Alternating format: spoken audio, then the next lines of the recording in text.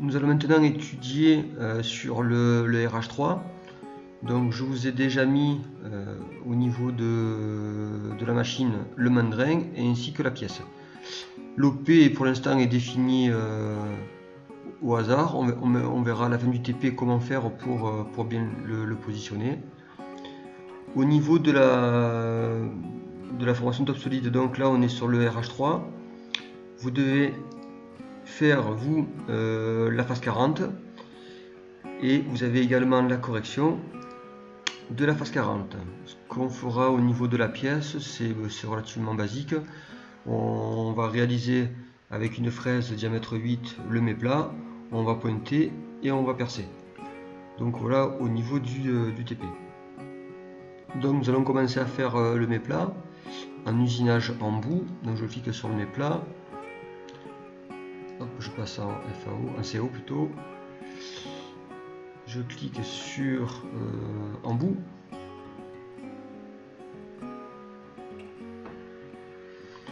Donc vu qu'il n'y a pas de cote précise, je veux pas de surépaisseur. On va faire ça avec une seule fraise, pas de surépaisseur latérale non plus. Donc voilà, au niveau des conditions de coupe, on va mettre 80, un dixième d'avance. Voilà, au niveau des trajectoires d'outils, je vais juste modifier UGV en travail et je valide.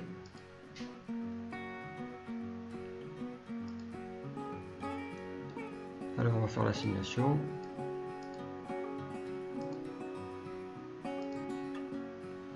Donc ici, donc l'ensemble tourne.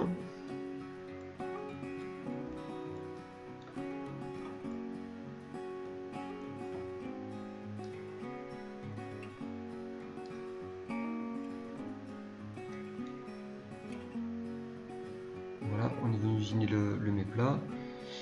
Alors, je vais refaire quand même une simulation sans l'outil, sans la machine plutôt. Voilà.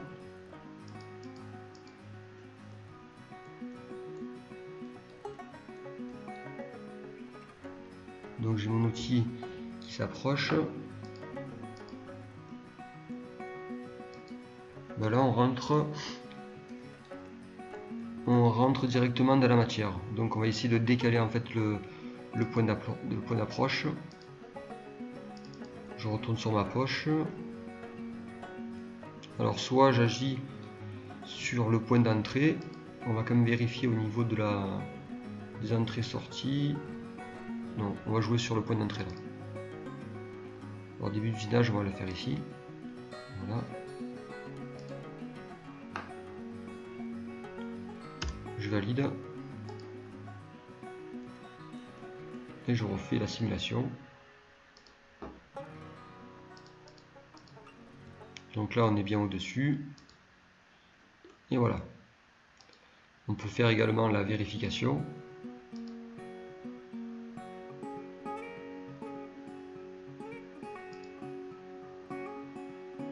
Donc ça m'a fait le méplat. Je fais une comparaison. Donc là, tout est vert, donc je suis dans la bonne tolérance. Alors ensuite, nous allons pointer.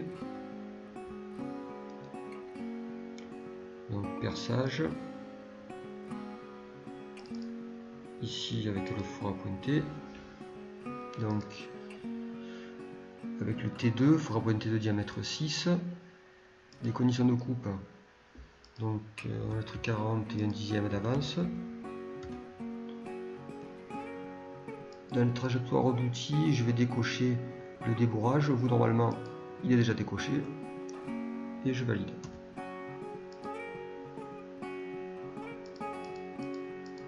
Donc j'ai mon four à pointer qui arrive. Hop, et qui pointe. Ensuite, je viens percer. Donc, toujours le même trou.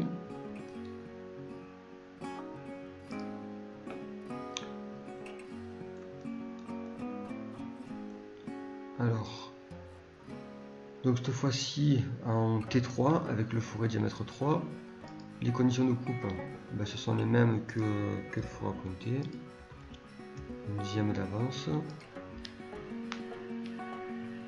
Alors vous, soit vous décochez si vous voulez percer d'une seule passe, ou vous cochez pour être en débourrage. Moi je reste en débourrage, je valide.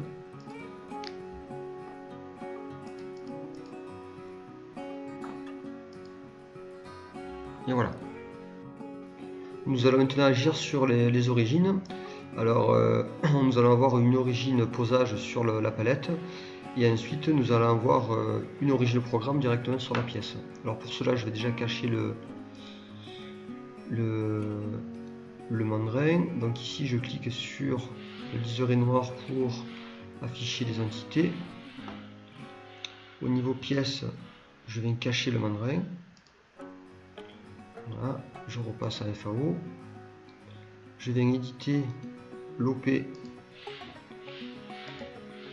en repère absolu et je viens la positionner sur la palette. Je valide.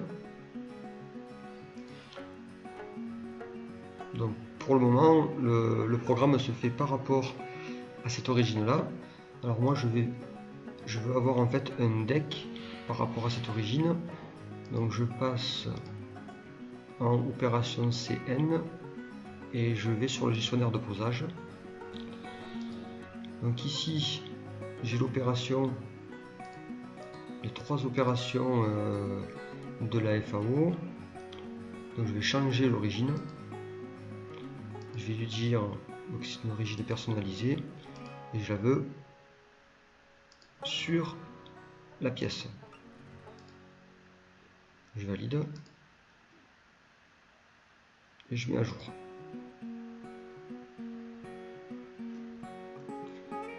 Alors je viens maintenant mettre mon mandrin, je viens le montrer.